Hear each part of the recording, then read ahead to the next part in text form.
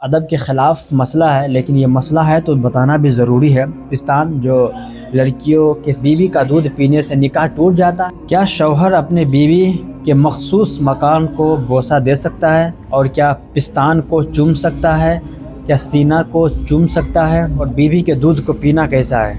अगर कोई शख्स बीवी के दूध को पी लिया, ठीक है, उसके हलक में चला गया, तो उसकी क्या सूरत है? ठीक है, क्या जायज़ है, क्या नाजायज़ है, पूरी बात मैं इस वीडियो में आपको बताता हूँ। चलिए सुने। पहला मसला ये है कि पिस्तान को चूमना जायज़ है या नाजायज़ है। उसके बाद मैं बताऊंगा जो मखसूसा मकाम होते हैं जिसकी से सोहबत करते हैं उसको चूमना जायज़ है कि नहीं, उस पर हरकत देना जायज़ है कि नहीं। ठीक है, उसके बाद दूध पे आऊँगा कि दूध पीना जायज़ है या नहीं।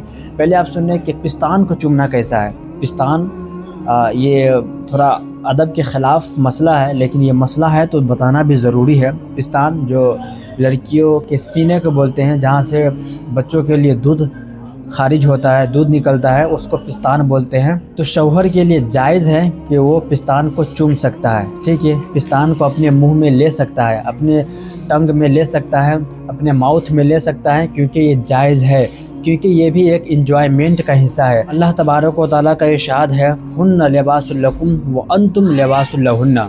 इसका मतलब होता है औरत मर्द के लिए लिबास है और मर्द औरत के लिए लिबास है। ठीक है, जैसे लिबास से आपका जिस्म कोई पोशीदा नहीं होता, लिबास के लिए आपका जिस्म बेपर्दा है। ठीक है, आपका लिबास आपका जिस्म को देख सकता है। ठीक है, और आपके जिस्म के साथ वो हर हरकत कर सकता है। इसी तरह एक दूसरे का लिबास होने का मतलब होता है कि एक दूसरे का इंजॉयमेंट है और एक दूसरे के हर मकान को देख सकता है और हर इंजॉयमेंट ले सकता है। ठीक है, और पिस्तान को चूमना ये एक इंजॉयमेंट का हिस्सा है। ठीक है, अल्लाह तबारक व तआला ने एक दूसरे में सुकून अता फरमाया है। अल्लाह ने फरमाया है कि हमने औरत और मर्द को उन्हीं में से एक जोड़ा बनाया है जो एक दूसरे को सुकून दे। एक जाहिर सी बात है, लड़का को लड़की को एक दूसरे के साथ जब मिलता है तो सुकून किस में है? एक दूसरे से इंजॉयमेंट लेने में। अगर आप किताब पढ़ेंगे कि सोहबत करने का तरीका क्या है, तो उसमें आपको बताया जाता है कि किस करना है, उसके बाद पिस्तान को चूमना है। पिस्तान को चूमने के बारे में भी आया है कि पिस्तान को चूमे ताकि वहाँ से जो है ना इंसान का ख्वाहिशात उभरता है। ठीक है, तो वहाँ से ख्वाहिशात के एक लिंक होता है, कनेक्शन होता है, तो इसलिए चूमना जायज़ है। ओवरऑल पिस्तान को चूमना जायज़ है, जो कंडीशन था मैंने आपको बता दिया। और दूसरी बात कि बीवी का दूध पीना जायज़ है या नहीं, तो बीवी का दूध पीना जायज़ नहीं है, ये हराम है। आप बीवी का दूध नहीं पी सकते हैं, ये बिल्कुल ही जायज़ नहीं है। अब अगर कोई ये बोले कि बीवी का दूध पीने से निकाह टूट जाता है या नहीं, तो निकाह नहीं टूटता है, लेकिन ये हराम है, ये गुनाह होता है इससे, इसीलिए बीवी का दूध पीने से बचे।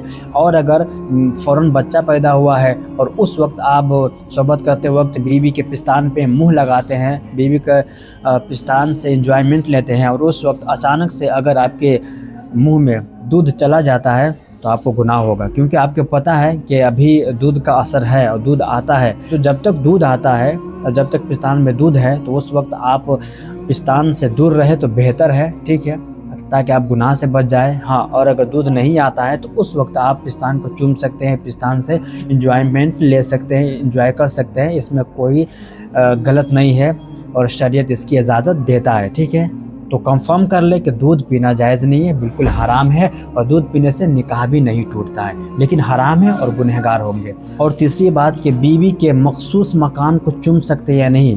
ठीक है, जहाँ से सोहबत किया जाता है, ठीक है, जहाँ से इंसान सोहबत करता है अपनी बीवी के साथ, तो उस मकान को चूमना जायज़ या नहीं, तो उस मकान को चूमना जायज़ नहीं है, आप नहीं चूम सकते। साइंटिफिकली और मेडिकली भी आप अगर इसको देखेंगे तो ये बिल्कुल ही दुरुस्त नहीं है, क्योंकि ये नजासत की जगह है और वहाँ पे ज़बान को लगाना, वहाँ पे मुंह को डालना और हरकत देना ये बिल्कुल ही जायज़ नहीं है, ये मना किया है उलमा ने, ये जायज़ नहीं है। उम्मीद है कि आप बचेंगे इससे, आप सोहबत करें, जो मतलब अदब के दायरे में रह करके आप सोहबत करें, अपनी बीवी से इंजॉयमेंट ले, लेकिन वो हरकत न करें जो इस्लाम ने मना किया है, जो इस्लाम में जायज़ नहीं है।